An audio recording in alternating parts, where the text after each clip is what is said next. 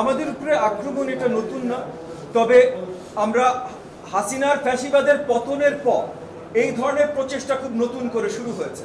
আমরা ইতিমধ্যে দেখেছি নুরুল হক নুরুর উপরে যে নৃশংসভাবে আক্রমণ হয়েছে, সেই জায়গাটায় কারোর কোনো পতিত স্বৈরাচারের কোনো হাত ছিল না, এটা চিন্তা করে নেওয়াটা হয়তো ভুল হতে পারে। জাগতার এক অংশের এক নেতার উপরেও আক্রমণ হয়েছে, আমার উপরে আজকে হত্যা চেষ্টা হয়েছে। এই হত্যা চেষ্টা সফল হয়নি বলে যে আগামীতে আবার চেষ্টা হবে না সেটা আমরা জানি না। এবং আমি সহ যুগপৎ আন্দোলনের নেতৃত্ব যারা দিয়েছিলেন তাদের সকলের উপরে এই হত্যা চেষ্টা হতে পারে।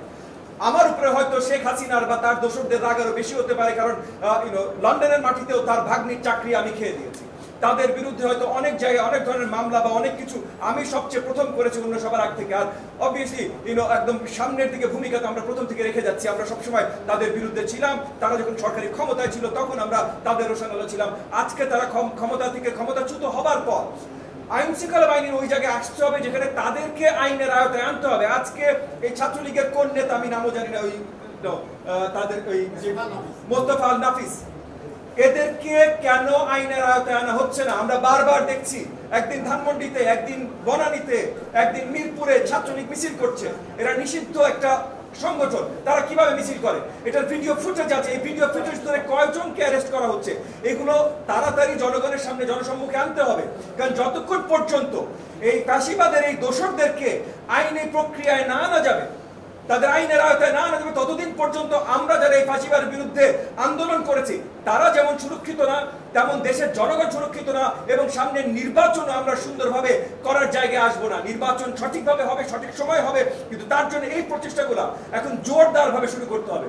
এটা সোজা না ভাই। আজকে নুরুল হক নূর হাসপাতালে, আজকে আমার দেহরক্ষীগণ যদি সিকিউর করতে না পারতো, আমি যখন বের হতাম আমার গাড়ির উপরে যদি দুটো ককটেল পড়তো বা অন্য কিছু হামলা হতো, আজকে যদি আমি আহত হতাম, আরো 10 জন আহত হতো, তাহলে নির্বাচন কিভাবে আমরা কি করব, কিভাবে আমরা সামনে কিভাবে আগাবো, এই জায়গায় আমাদের পরিষ্কার রোডম্যাপ আমাদের আপনার হোম অ্যাডভাইজারের কাছ থেকে জানাটা জরুরি। এটা জানতে হবে ভাই, সুরক্ষিত আমাদের হতে হবে, জনগণকে সুরক্ষিত হতে হবে। জনগণকে সুরক্ষা দেওয়ার প্রথম ধাপ হলো আওয়ামী দোসরদের আইনি প্রক্রিয়ার ভেতরে আনা। এরা বাইরে এইভাবে ঘুরতে পারে না। এগেন তারা যখন এখানে ইসে করছিল, রেকি করছিল, তখনই আমার দৈরক্ষী বাহিনী তাদেরকে ধরতে সক্ষম হয়েছে। সেই জায়গায় আমরা নিশ্চিত হতে পেরেছি তাদের ফোনের মেসেজ দেখার মাধ্যমে। সেই ফোনের মেসেজের স্ক্রিনশট এখন তারা ডিবির হেফাজতে আছে, তো ডিবির কাছে এই জিনিসগুলো আছে। কিন্তু এই ফোনের মেসেজটা পরিষ্কার ছিল যে কোন সময় আমি বাসা থেকে বেরোতে পারি, আমার গাড়ির নাম্বার কত, নাম্বার প্লেট কত, আমার দ্বিতীয় গাড়ির নাম্বার প্লেট কত, এবং কখন আমি বেরোতে পারি, কি করতে পারি, এবং আজকে কাজ শেষ করতে হবে। এই ধরনের মেসেজও ওই লিস্টে, ওই মেসেজ লিস্টে পাওয়া গেছে যে আজকে কাজ শেষ করতে হবে। এটা ছাত্রলীগের পক্ষ থেকে এসে পারে, ছাত্রলীগের যে নেতার নাম বললো আপনাদের কাছে অলরেডি আছে।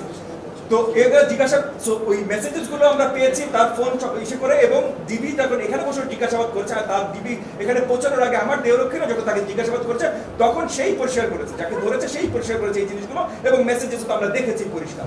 আমরা বিশ্বাস করি এই জিনিসটা খোদ শেখ হাসিনার কাছ থেকে এসছে, কারণ শেখ হাসিনা এই দেশের নির্বাচনকে প্রশ্নমুখী করতে চায়।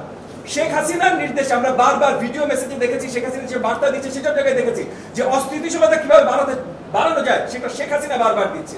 এবং আমরা ভাই কোনো ছাত্রলীগের শত্রু ছিলাম না, আমরা শেখ হাসিনার শত্রু ছিলাম। শেখ হাসিনাকে আমরা বের করেছি, যেটা বললাম এখানে আমি পার্সোনালি তার ভাগ্নির চাকরি খেয়েছি মন্ত্রিত্ব থেকে।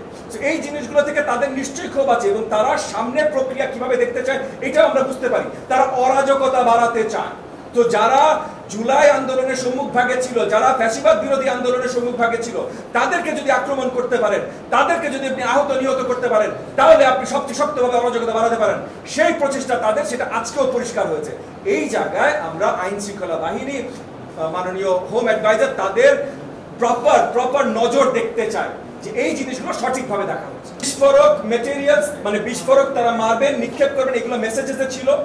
যাদেরকে আমার দেহরক্ষী বাহিনী ধরতে সক্ষম হয়েছে তাদের কাছে আমরা কিছু পাইনি, কিন্তু এগেন আপনার ডিবি আমার অফিসের প্রেমিসেস যে চেক করেছে তাদের কাছে রিপোর্ট আছে যে আমার দপ্তরে, এটা তো আমার বাসায় আক্রমণ করতে চেষ্টা করেছে, তার আক্রমণের আগে আমরা ধরতে পেরেছি।